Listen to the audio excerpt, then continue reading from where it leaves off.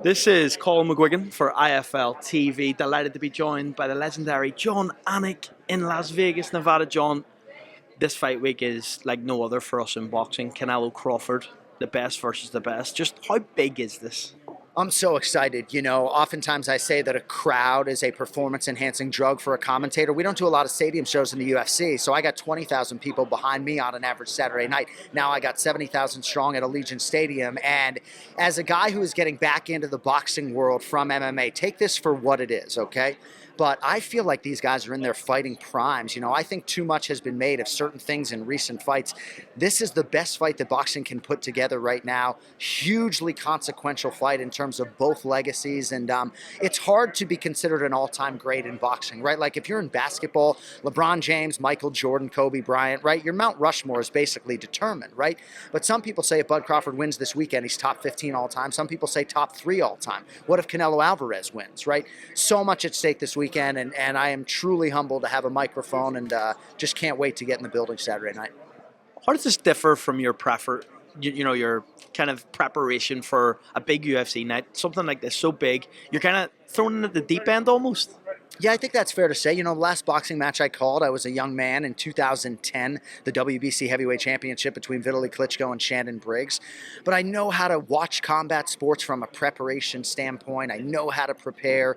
And ultimately what I'm charged with is humanizing all of these athletes, telling their stories and making people care at home about these athletes. Not just Canelo Alvarez and Terrence Bud Crawford, but Lester Martinez and Christian Mbili and Callum Walsh and Fernando Vargas Jr. and Muhammad Alakel and everybody else. And 2 weeks ago, yeah, I had no idea who a lot of those gentlemen were, but now I'm acutely aware of who they are. I'm excited to tell their story, and, you know, people have asked me about changing up my style.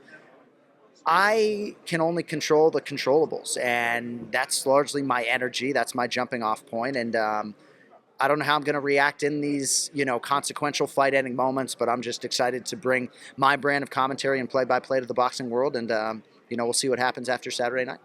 Are you feeling pressure going into this? Because obviously there's so many eyes. It's on Netflix, right? Everyone and their grandmother are going to be watching this. So do you feel pressure that way? I felt pressure for the preparation. So if you had talked to me a week ago, I was an angry bird, right? Because Talk me through that preparation. Like, what is it for you? Well, so a week ago, I had no idea who Muhammad Alakel was or who Guatemala's Lester Martinez was, and I'm charged with calling the biggest card of the year. Now, I know a lot of eyeballs are going to be focused on Canelo Alvarez and Terrence Bud Crawford. I have watched portions of their career, even if I haven't watched the whole Bud Crawford library, right? You know, some people are going to suggest that I'm underqualified. You know, certainly if I was putting the broadcast team together, I might have gone with Jim Lampley, the greatest boxing play-by-play commentator of all time, but I'm thrilled they called my number. I'm sure they have reasons as to why, and I think a lot of that, yeah, is rooted in the preparation. So I felt the pressure to close the gap on the preparation, to try to sort of condense 10 years of prep into 3 weeks' time.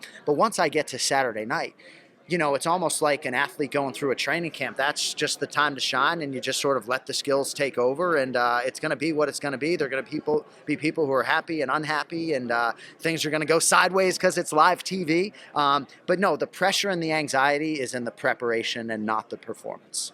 Obviously, with the UFC, things move so fast, right? There's so many different disciplines in the one there. With boxing, it's a bit different. What's the biggest adjustment you've ever had to make live? Like, if I'm asking you that, the first thing that comes to your mind.